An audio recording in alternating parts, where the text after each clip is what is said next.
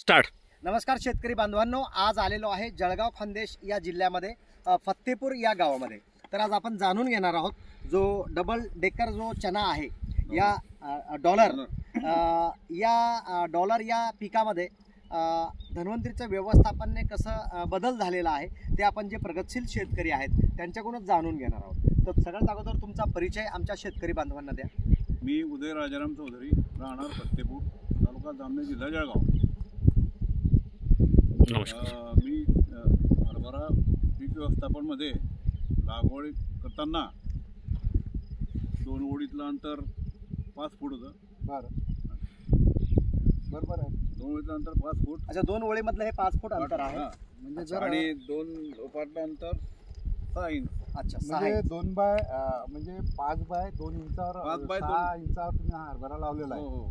तर आपण बघू शकतो या हरभऱ्याची जी व्हेजिटेटिव्ह ग्रोथ आहे हो. तर ह्या 5 फुटातलं फक्त 1 फूट अंतर राहिलं. म्हणजे या दोन्ही ओळी ह्या जो हरभरा आहे याला इतक्या ब्रँचेस फुटल्या आहे की आपण ह्या ब्रँचेस आपल्या मोजल्या सुद्धा. या ठिकाणी आपण बघू शकतो हा एकच झाड आहे. तर याला आपण ह्या मोजू सुद्धा शकत नाही. एकच झाड आहे आणि अशा पद्धतीनं हे सगळ्या ठिकाणी सगळ्या म्हणजे एका झाडापासून किती झाड तयार झाले जर आपण याच्यावरून अनुमान लावू शकतो की हे 5 फुटाचं अंतर पूर्ण हे कव्हर झालेलं आहे. तर याच्यावर पहिली फवारणी कोणती घेतली? सुरुवातीला पीक व्यवस्थापन करत असताना पेरते वेळी आरपीएस ग्रॅन्युल रासायनिक खतासोबत म्हणजे बेसल डोस बेसल डोस आणि नंतर पहिली फवारणी आपलं स्प्राउट रिच आणि दुसरी फवारणी केव्हा घेतली? किती नंतर पुढे सरणी घेतली. फ्लावरिंग स्टेजमध्ये त्याच्यामध्ये फ्लोरारिच वापरलं आणि स्टिकोरिच इमामेक्टिन असं तुम्ही कॉम्बिनेशन मध्ये हे औषध वापरले. रोको पावडर, पोषणाशक. बरं, हे जे व्यवस्थापन केलं हे तुम्ही कोणाच्या मार्गदर्शनाखाली केलं? मी आपले साबे साहेब, धन्वंतरीचे साबे साहेब आणि ईर्षे साहेब यांच्या मार्गदर्शन वेळोवेळी मिळालं. यांच्या मार्गदर्शनासाठी सर्व व्यवस्थापन केलं. बरं. आणि अपेक्षित उत्पन्न किती आहे? अपेक्षित उत्पन्न एकरी 10 क्विंटल, म्हणजे माझा 8 एकराचा प्लॉट आहे तर त्यामध्ये 80 क्विंटलची तुमची अपेक्षा आहे. अच्छा, घाट्यांची संख्या कशी लागलेली आहे हे पण आपण दाखवू शकतो. तर आपण हे घाटे मोजू शकत नाही सर. नाही, कारण असंख्य घाटे आहेत त्याला.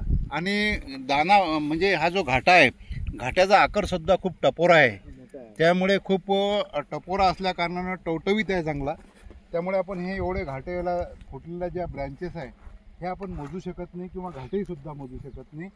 म्हणून तुम्ही आता इतर शेतकऱ्यांना काय संदेश द्याल? इतर शेतकऱ्यांना सांगू इच्छितो की पेरते वेळी धन्वंतरीचा आरपीएस ग्रॅन्युल आणि पहिले फवारणीत स्प्राउट रिच, त्यामुळे फांद्या ब्रांचेस वाढतात. बरं, फुटवे खूप फुटतात, ब्रांचेची संख्या खूप वाढते आणि झाड डोलदार होतं. फ्लोरारिचचाही वापर केलेला आहे. नंतर दुसऱ्या फवारणीमध्ये फ्लोरारिच, त्यामुळे फुलांची संख्या वाढते. अच्छा, बरोबर. वनस्पतीमध्ये प्रजनन वाढते. वनस्पतीमध्ये जे हार्मोन्स इनबॅलन्स झालेले ते बॅलन्स मध्ये येतात. बरोबर. आणि नंतर मग आपण थर्ड स्टेज मध्ये आरपीएस. अच्छा, धन्वंतरीचं संपूर्ण व्यवस्थापन वापरलेलं आहे. हो. तर तुम्ही समाधानी आहात? समाधानी, खूप समाधानी. आणि इतर शेतकऱ्यांना सुद्धा धन्वंतरीचा वापर करावा. धन्यवाद. जय धन्वंतरी. जय जय जय धन्वंतरी.